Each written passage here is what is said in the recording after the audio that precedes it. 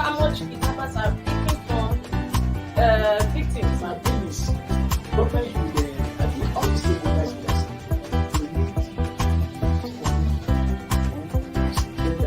get that, and I think you get that.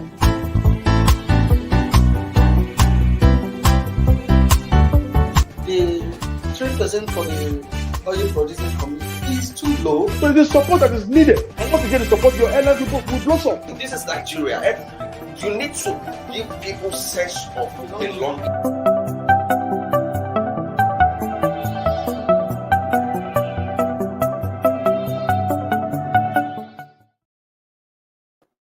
Good morning, viewers. Welcome to the Thursday edition of Inside Nigeria.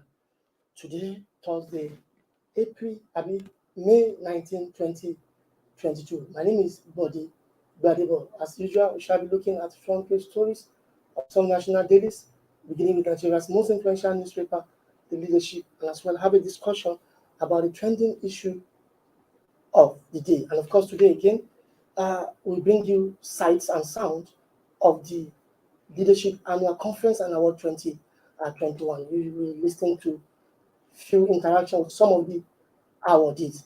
When before that, let's quickly look at the front pages. Now, let's look at what is on the front page of Nigeria's most influential newspaper, The Leadership. On the front page of Leadership this morning, 16 days to INEC deadline, APC, PDP in game of hide and seek over primaries. 16 days to INEC deadline, APC, PDP in game of hide and seek over primaries. 24 hours after opposition parties' adjustments. All right, that's on the front page of Leadership this morning. Let's quickly look at our sister publication, The National Economy. Banks 261 billion naira first quarter profits, sign of post-COVID economic recovery. Banks 261 billion naira first quarter profits, sign of post-COVID economic recovery as Central Bank of Nigeria issues open banking guidelines. Banks 261 billion naira first quarter profits, sign of post-COVID economic recovery as Central Bank of Nigeria issues open banking guideline. And that's on the front page of our sister publication at The National Economy. Let's look at the top paper on our menu this morning. That should be This Day. This Day, on the front page of This Day, it's a photo, something like photo album of APC presidential aspirant. So the headline, the 23 APC members seeking to replace Buhari. The 23 APC members seeking to replace Buhari. Well, we come back to that later and see their strengths and their opposites, one after the other. And of course, the last paper on our menu this morning is the Blueprint newspaper. On the front page of Blueprint this morning, as court rejects Kanu's bail, insecurity in Southeast worsen, 8 killed in Anambra and Ebonyi. As court rejects Kanu's bail, Nnamdi Kanu's bail, insecurity in Southeast worsens, 8 killed in Anambra and Ebonyi. Sit-at-home grinds business activities. Dangote driver, staff, 1 other slain in Delta, truck set ablaze. Umahi tax operatives on killers of local government chairman relatives. And that's on the front page of the Blueprint newspaper. Now to get perspective on all of these stories on the front pages, I'm being joined by Remy Adebayo, editor, Abuja City Journal. Good morning, Remy. Thank you for joining us, even at short notice. Good morning, brother. Good morning, Nigerians. Glad to be here again.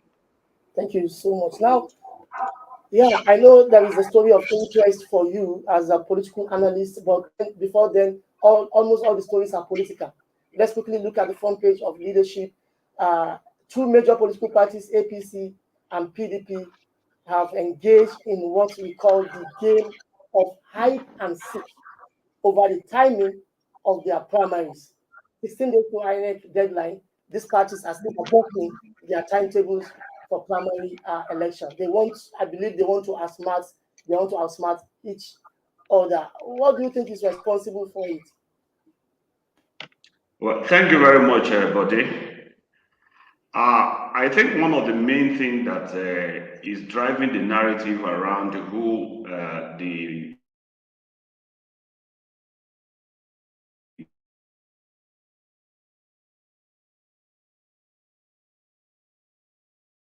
people at 2023, principally this is happening because of the zoning controversy. After the 8 years rule of the president that will be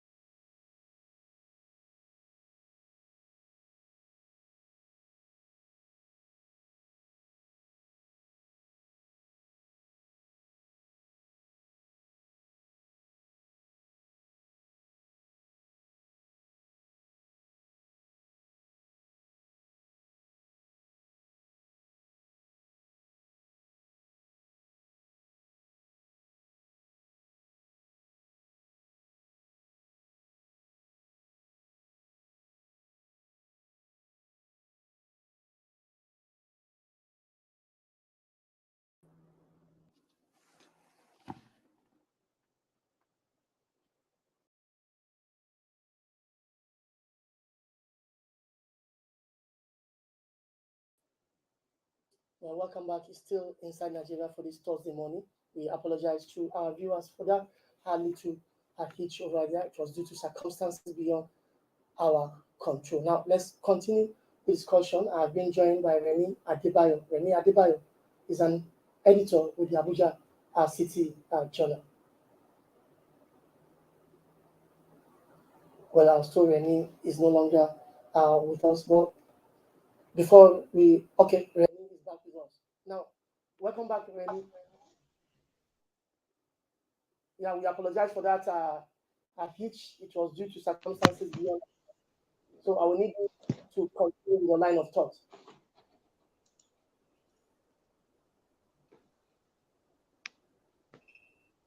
Go ahead, sir.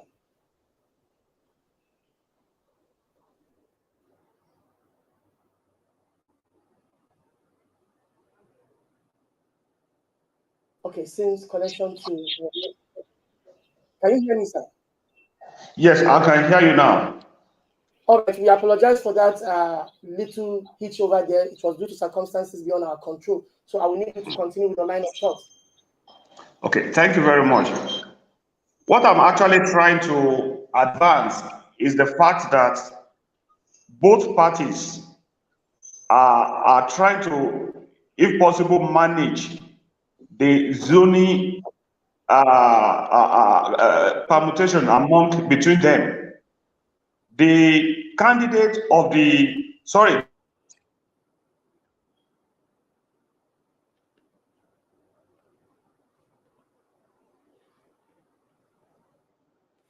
Hello, Mr. Adiba. Okay, go ahead. Hello?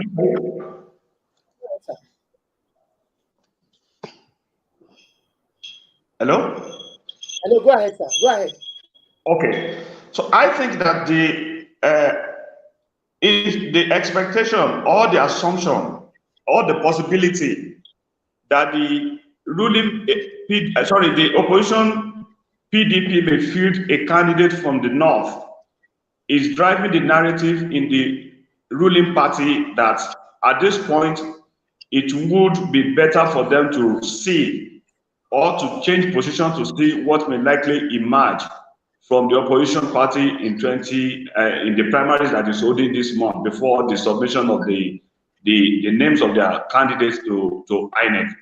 So the game that is playing out today is to see what the 2023 may likely look like in the from the main parties. So it is the normal thing. Everyone wants to see the strategies. They want to see where the other person is. Is likely going to take their own candidate from, for them to determine which steps should be taken. And as the ruling party, of course, they have the advantage. The advantage in the sense that yes, they are the party in power. They know who among them may be the best to go for this spot. But then, looking at what the president is thinking, or sorry, what the opposition is thinking at this point, I think is also very, very important. The fact that all of them, the leading parties, have not been able to situate where they think or which geopolitical zone they think their candidate should be coming from, I believe is one of the reasons why we are witnessing this. All right, well, as things are going now, the way they are trying to shadow each other, and they may want to actually hold the convention, to elect presidential candidates on the same day. But I know for security reasons that might not be possible. But do you foresee anything like that happening? That the way they are shadowing themselves, it will go to a state that they want to hold the primaries on the same day in order to outmatch each other. In politics, they say that nothing is impossible. I am personally thinking that yes, the PDP and the APC can hold their convention the same day if they want to. It's a matter of not using the same environment or taking their the locations away from each other. The police and other security agencies are there to provide cover and to be sure that things do not go bad.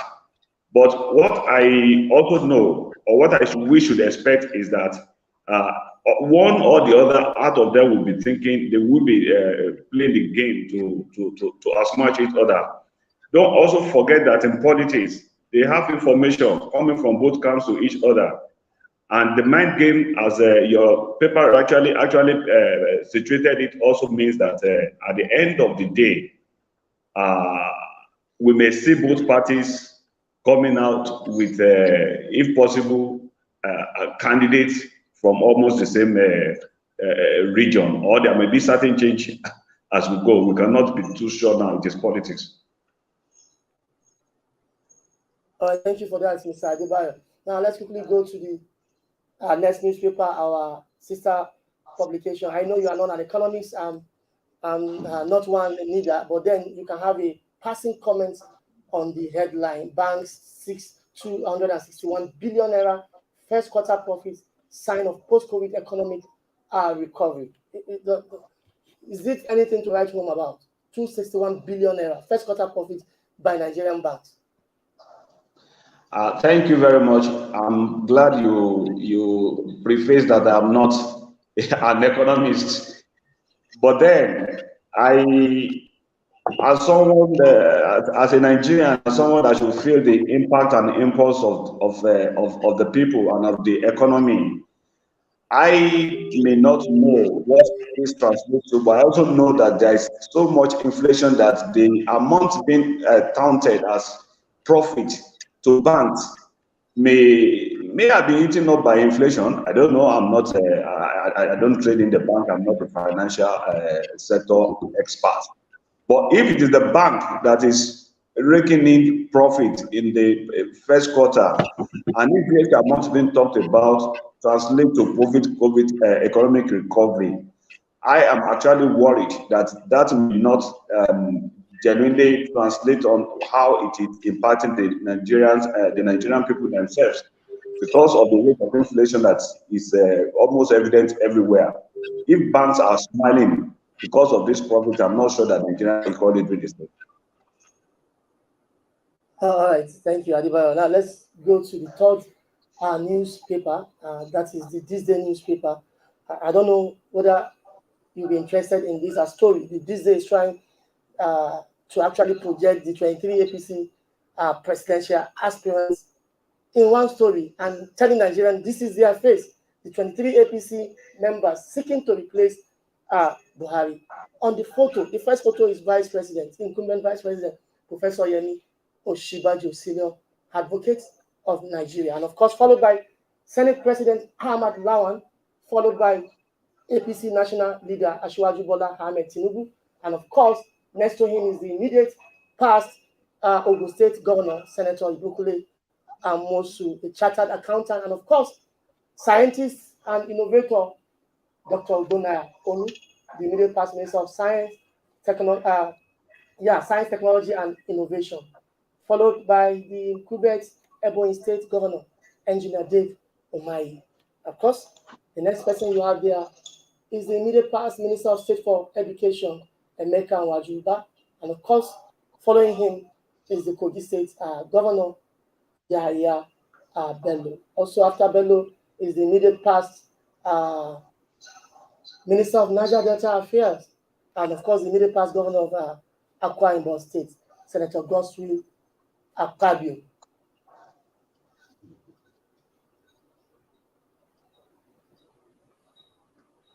Remy, you're following me. You can see also we have photo of a cleric, a well-known cleric, Pastor Tunde Bakari, Governor Fayemi, immediate past Minister of Transportation, Rotimi Amechi, former Senate President, Senator Ken Inamani, incumbent Jigawa State Governor, Abubakar Badawi, also a former governor of Zamfara State, Sani Ahmed Yarima, and last but not the least is the incumbent Cross River State Governor, Professor Senator Ben Ayadi.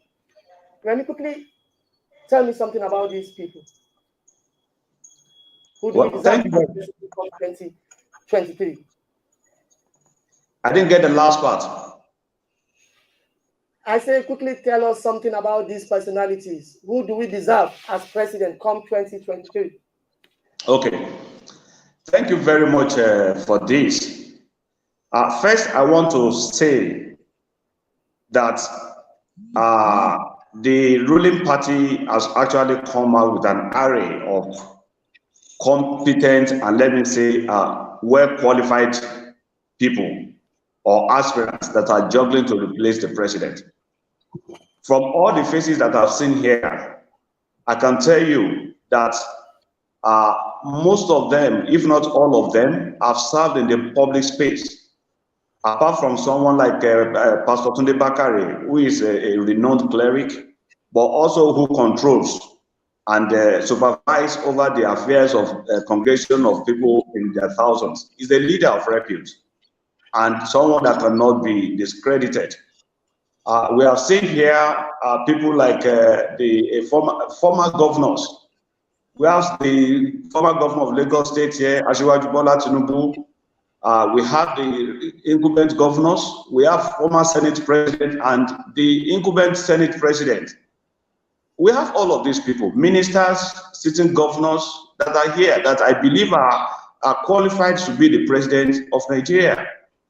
But beyond the what do you call it, the pedigrees and the qualifications that they have, that these people possess, we have a sitting vice president, someone who has worked with the president for 7 going to 8 years, someone who has ruled or who has led the country together with the president, who has been with him on the national scene to touch on almost every sector of the economy, security, infrastructure, social investment program, and various others. So all of them, I believe, are eminently qualified, should be coming to Nigeria with what they have. If you are looking at the face to push forward, in the political balance, they say that some are actually aspirant, contenders, and some are pretenders. I hope that some of these are not coming to the field to come and use this as a lever to negotiate their ways for the incoming administration. But if you want to tell me, or if you want me to say the way I see it, I believe they are all qualified. They are all Nigerians, even if they are 100, or if all qualified Nigerians are coming out to vie for the president, they are. But in the Nigeria of 2023 that is coming, I don't think that a new fight on the national scene should have a field to lead Nigeria. We need an individual as president, either from the APC or from the PDP or any other party, who has on-the-job experience to take over the leadership of the country and swing immediately into action. The issues of governance today do not respond to an individual that may come and experiment with the destiny of Nigerians. We have had enough. In fact, the way it is today, you will agree with me, Bode, that a president that you have to wait 1 week, 1 month before constituting a cabinet or have a direction on leadership is not what Nigeria needs now. Nigeria is urgently in need of someone who will replace the president and start working from the first second. And I believe that if you look at that, you can't tell me that someone like the vice president is not prepared.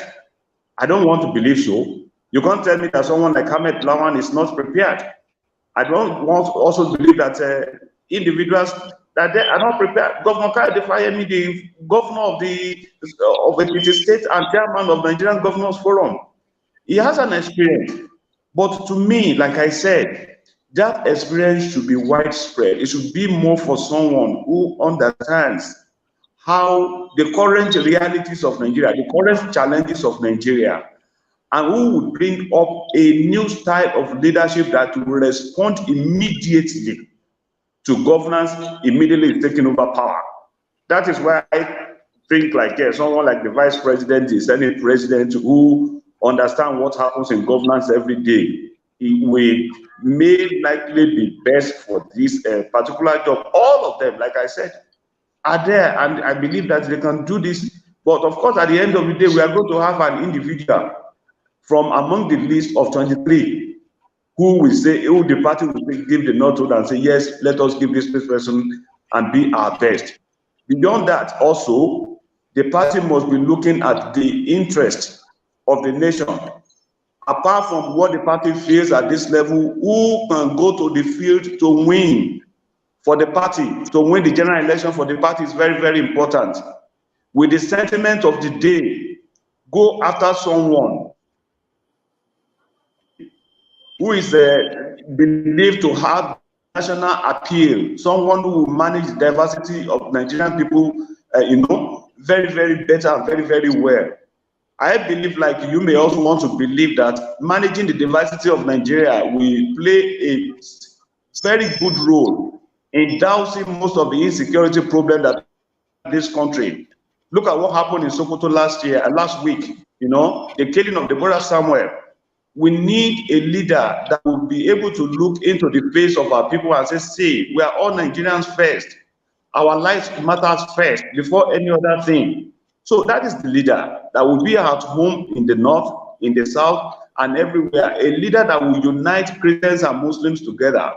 A leader that when he becomes the president will not bother which one is the APC or PDP state, but will be able to deliver on equity to every Nigerian regardless of their faith, region, ethnicity, or even their political party.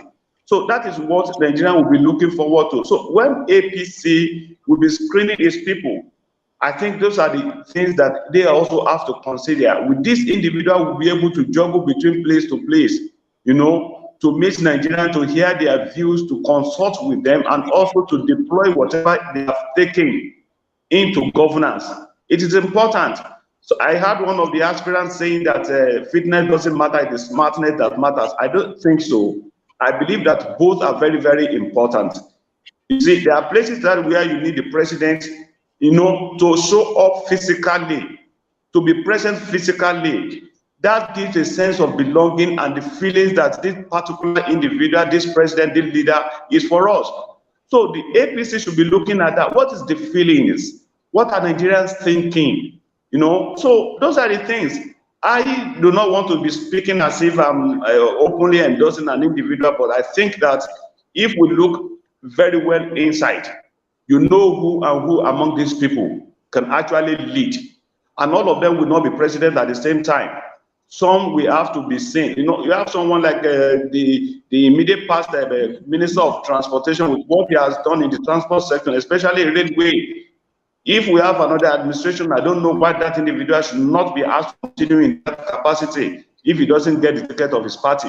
So we have them. Some should continue to serve as the inspiration to the party and to inspire the country on the path of unity and mentoring younger generation. So that is where we see someone like the former Senate President, Chief Kenny Namani, Asiwaju of Lagos, and others. So I'm not, the door's not closed against any of them. Anything can happen. This is politics, this is Nigeria. But if we are talking about Nigeria and we are talking about the destiny of this country and the governance from 2023, I think we have to be more serious than handing this power just because of the basis of zoning or entitlement to whoever is going to lead Nigeria. A Nigerian president that will replace the president, the current President Muhammadu Buhari, must be one that is decisive about governance, not just the one that you want to patronize or want to pacify. All right, many thanks to you, Adebayo. Well, before we move away from this, incidentally, there is a story on the sky blue bar below the lead story, 2023 APC implosion imminent over move to keep presidency in the north, according to a party chieftain who is actually issuing a warning. Now, against this backdrop, I hope for clarity's sake, you know that Nigeria's next president may not necessarily come from among these people we are seeing on the front page of this day, because there are other political parties, there are other presidential aspirants, but I think this day just choose to profile the APC presidential aspirant today. So, for clarity's sake, we should know that there are others, and they also stand the chance of winning if they play their game correctly. Now, this story about implosion, that there is a plot to keep the presidency in the north, I don't know if you believe it. Yes, I have heard something like this. And from the little I heard, this in itself is not even directed at the zoning controversy that I mentioned earlier. There is this suspicion in the north about trusting the southern part of the country with power, especially realizing the experiences that has happened in the last years under this particular administration, the problem of insecurity and various other things that some pullers of powers feel that may want to force the South to take certain decisions against the North. I don't believe that is possible anyway. This is country, this is our country, this is our nation. I also believe that having the president come from the South cannot come because of the feeling of vengeance from anybody. If somebody feel that, okay, in the last 7 years that I've helped this government to power, I've not been pacified, I've not been patronized, I don't have enough from this power, and he wants to get the power to favor a particular section of the country, I think that would be very ridiculous, and I don't see it happening. Whether we like it or not, the northern part of this country forms the higher population when it is taken into population data. With 19 states against southern states, what do you call it, the 17 states and the FCT making it almost 20. I don't think anybody wants to take anything or any shine away from the north. So the fear is that if power returns to the south, there could be some reaction, there could be some backlash, there could be some vengeance. I want to appeal, of course. Like you said the other time, the presidency must not come from the south, from the APC. It can come from the PDP. It can come from anywhere. So that, I am aware, is playing out among the political leaders in the north, and it is giving some kind of apprehension that no, the way it is going, it is better that we keep power in the south. I mean, in the north for now. They also fear that if a particular presidential aspirant wins as a Muslim candidate and takes his running mate from the north, the running mate to what do you call it, to a Muslim candidate is supposed to be a Christian from the north, and people are saying that that possibility may not be playing out. So at the end of the day, if certain individuals wins the presidential primaries of the APC, there is this feeling that A, B, C, D may move out of that party. In fact, the fear out there is now that a very popular APC candidate, aspirant, is already preparing a ground in an unknown party, in a known party that is not official yet, that in case he loses out, he moves out his supporters into the other party where he's likely going to have the presidential ticket, to contest the 2023 general election. So the implosion is there, but also don't forget that implosion is not just limited to the APC. The same thing could happen in the PDP. In the 2015 general election, presidential election, we know that some people even stayed back in the PDP. They sabotaged the party and voted for the APC for the emergence of the president today. Is there? I think one of the top leaders in the north, Alhaji Tafida Mafidi, mentioned that even the top people in the APC were asking us to vote for PDP in state, as senators and everything. But when it gets to the presidency, they should vote for Buhari. So there is that likelihood that if this is not well handled, not just by the APC, but also PDP and other parties, aggrieved individuals may leave those parties to give the opportunity for a third force party that may emerge from the contest if this is happening. Already you have the NNPP of former governor of Kano State, General Bikon, also preparing. You have the HDPs in the south, that is preparing. I even had a party this week talking about whoever wants to take their presidential ticket. Of course, they welcome everybody, but they have to go through certain scrutiny and all those things. So it shows that there are pointers that if the primaries are not well managed, not just by the APC, but other parties, there are other parties that are waiting to take aggrieved members to the consternation of other parties, that if, especially the ruling party and the main opposition party, if the primaries are not well managed. All right, thank you, Mr. Adebayo. Now, the last story we shall be looking at is a national security story. Now, let's see. Hello, buddy. Yes, can you hear me? Can you hear me? Can you hear me? Hello. Yes, can you hear me? Can you hear me? You are too low. I can't hear you. Okay, can you hear me now?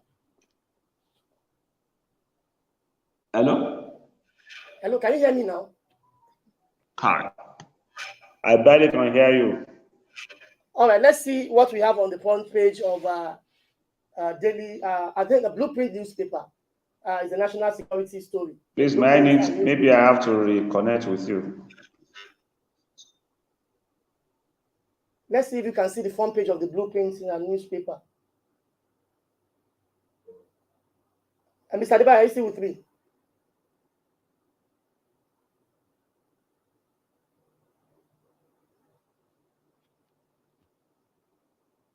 Hello, Mr. Deba, are you still with me?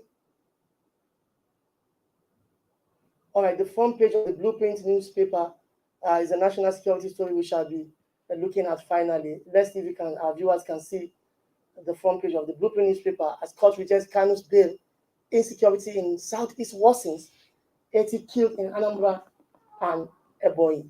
Sit at home grinds business activities. Dangote driver stabbed one other slave in Delta.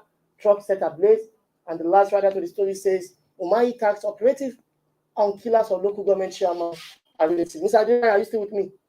Very well, I'm here. So this is a national security story. I don't know. The IPOP, the organization called IPOP, or the outlawed organization called IPOP, has continued to unleash terror on people of Southeast. And they believe that the continued detention of Nnamdi Kanu is responsible. So, what would you suggest? Should Nnamdi Kanu just be like that, or it should be allowed to continue to face the law? And how do we deal with the insecurity in Southeast? Thank you very much, Bode. This is a very serious matter that we are handling. And I know that every Nigerian is concerned as much as you or the president and the governors from the southeastern part of the country.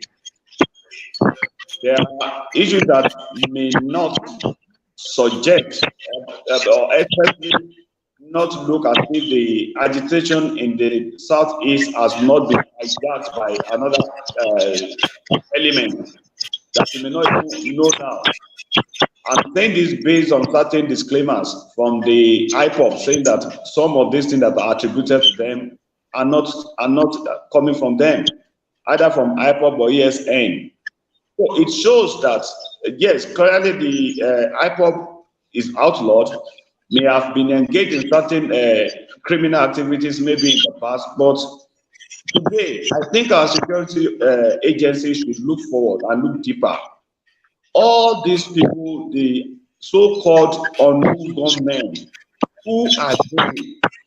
The people that are slaughtering our soldiers, the people that are killing people at will, the masked men that are entering into markets and can easily gun down anybody at any time. Who are they? If the IPOP is denying, then who is behind this? So that's the issue. The insecurity is not abating today.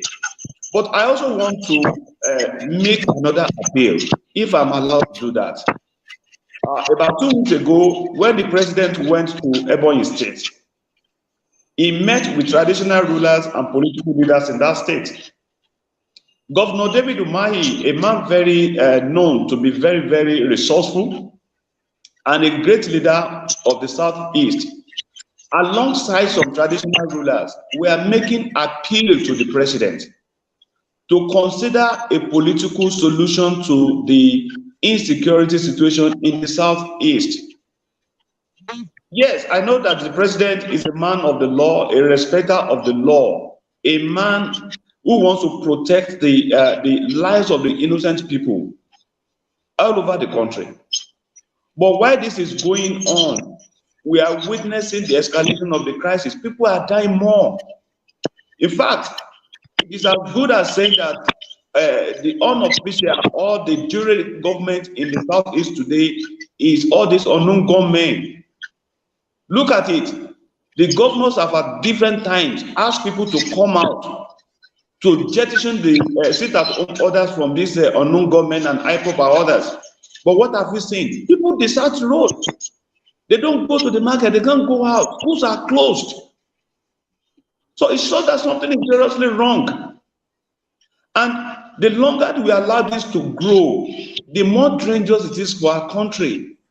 Are we sure that the people that have the effrontery, the guts to go and attack police stations, army settlements, INEC offices, and other places, are you sure that if there is election and they ask people not to come out, do you think people will come out and vote?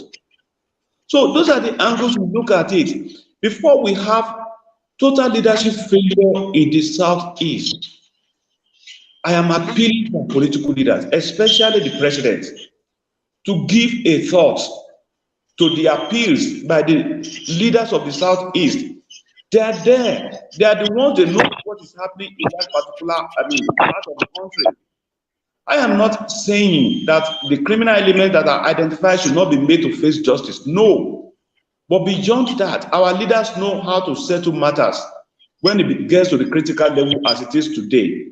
I'm appealing to the president to consider if political option is going to help to down the tension in the Southeast, to restore that particular part of the country back to Nigeria for full integration and economic revival of those people. I think something has to be done. Court is there. The law is made for man. Man is not made for the law. We have to shift a ground to allow the Southeast to have their state back in Nigeria. The way it is going today, I am worried. And sincerely worried. All right, that was a wonderful take there. I think let me emphasize to take away from your submission on the insecurity in the Southeast. You said something has to be done, and the law is made for the man, not man for the law. Those things, points are very, very critical in this instance. The law is made for the man, not the man for the law. Something has to be done now to nip this insecurity in the bud. Political solution is needed, and that's the truth. We hope those concerned will listen. Many thanks to you, Remi Adebayo, for joining us on Inside Nigeria this morning. Thank you very much, my brother. It's a honor. I appreciate you. And thank you. I enjoy the rest of your day.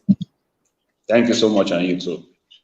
All right, that was Remi Adebayo, editor, Abuja City Journal. He spoke to me remotely from a location here in Abuja. On that note, we come to the end of Inside Nigeria for this morning. But don't go away yet.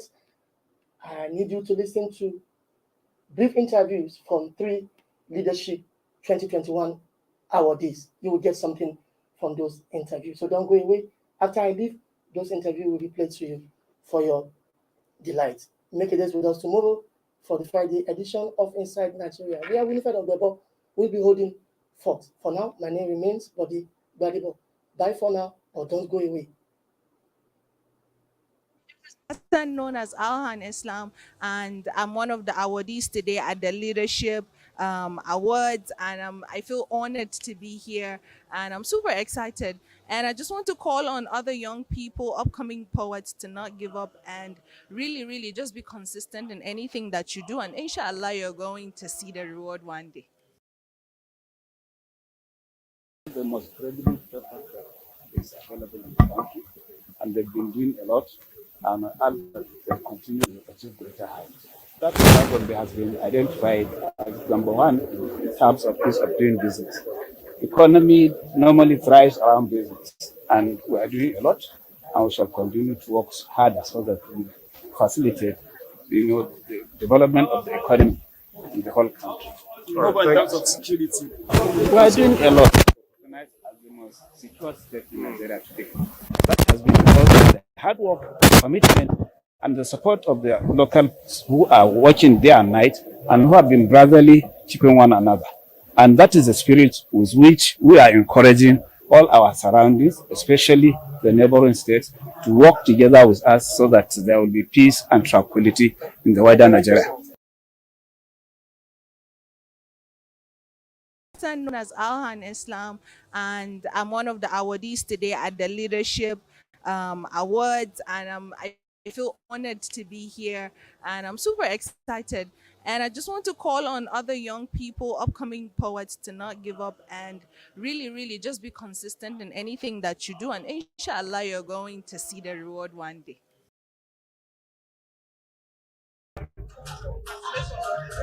Thank you very much, sir. I feel very, very happy being the outstanding young person of the year 2021. It really means a big thing to me and my family and my community and to my friends as a whole. Yes, sir.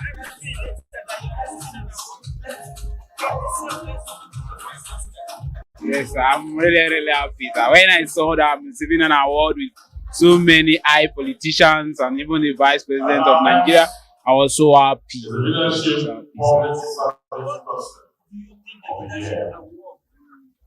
This goes to Chief Prince Silva, Honorable Minister of State. Okay. Hi.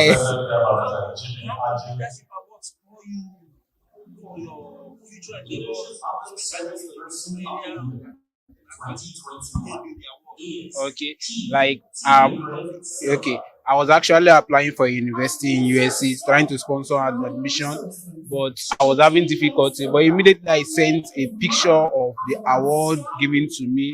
They offered me a partial scholarship, so I'm still working on a way to raise the remaining funds to go for study, so you can see the impact of leadership awards to my life. In the next 5 years, I think you'll be looking at an aeronautic engineer by God's grace. Thank you for watching. For sponsorship and advert placements, please contact 080-3688-6158. Last Word Leadership Podcast Studio. You have the last word.